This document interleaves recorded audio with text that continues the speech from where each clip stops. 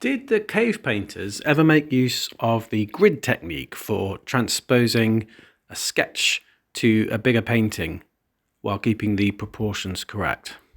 We know that the Egyptians made use of such techniques because we've actually found examples of half completed works of art where the grid is still visible.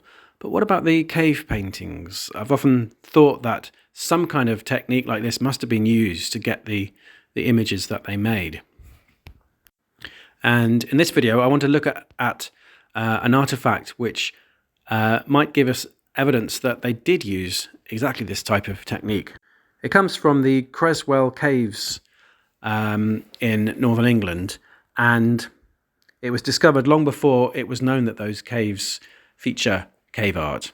And here it is. It shows the front end of a horse with the muzzle, eye, neck, top of the front leg, and a mane along the top with scratched lines. But also some vertical lines and a horizontal line along the middle. People have wondered what these lines represent. Some people suggesting it might be some sort of enclosure that the horse has been driven into.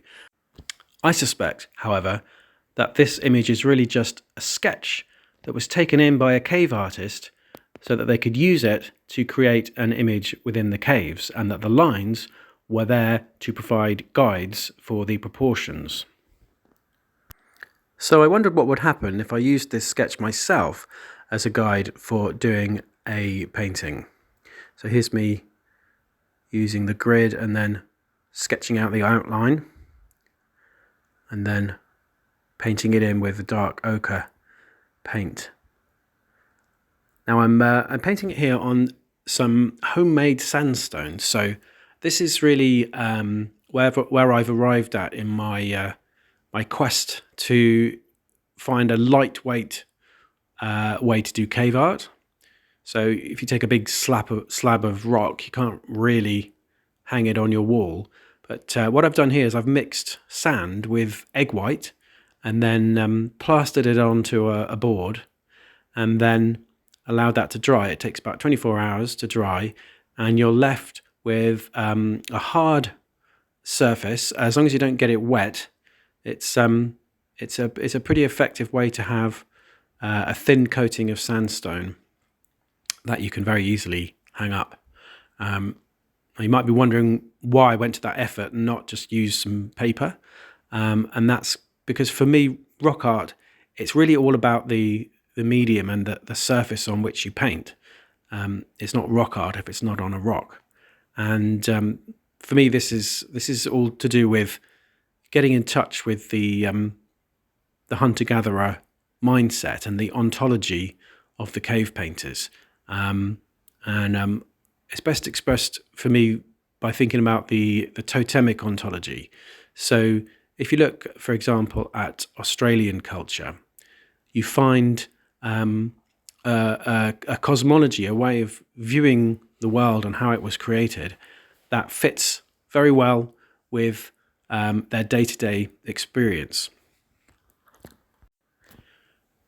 The majority of the animals that they're interested in are nocturnal. It's the same in many parts of the world. The southern African hunter-gatherers have the same experience. So in the time of dreaming, when humans are asleep, many of the key animals are out there being active. And then when the time of dreaming comes to an end, in the daytime and the sun rises, many of those animals seek out hiding places in thickets and other hidden places in the landscape to hide from the daytime predators, as well as keeping in the shade and out of the heat of the sun. Whereas humans have comparatively very poor night vision. So rather than go out and try and fend for ourselves and hunt at night, our ancestors tracked animals during the day. So they would wake up and experience the world as full of signs and markers of past activity of animals. And they knew that these animals had been active during the night, and they knew that they had not completely disappeared, but they were out there somewhere in special places in the landscape, which you could find if you knew how to do so. And this translates very directly to the totemic cosmology of the dream time. So the time of dreaming is equivalent to nighttime, and that's when the great animal beings, the creator beings, the totemic ancestors were active, shaping the world, leaving the mark of their of the events in which they were involved in the landscape, forming the landscape as they did so. And then as the time of dreaming, the dream time came to an end, and modern humans came on the scene, coming into the world, then those animals ended their active phase. Those creator beings merged into the landscape, becoming the landscape, entering a state of repose, and the initiate's great quest is to find those special places where their essence resides in the land, and to awaken that essence through particular ceremonies and ritual activities. In many cases, their blood spilled and became ochre deposits in the land, holding their essence and potency. Foremost amongst these ritual activities was the act of creating rock art images of the animals. The act of painting was a reenactment of events that took place in the dream time, reconstituting them with the ochre that carries their essence, as well as playing out their fusion into the landscape. So, there's even cave paintings in Australia where it's believed that those creator beings painted themselves into the rock.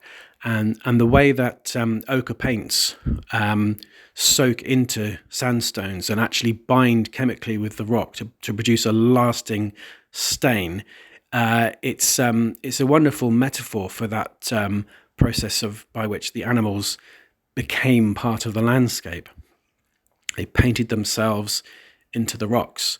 So you really can't you can't get in touch with your inner totemist and your inner hunter-gatherer cave artist, if you ask me, if you're not painting on that kind of surface.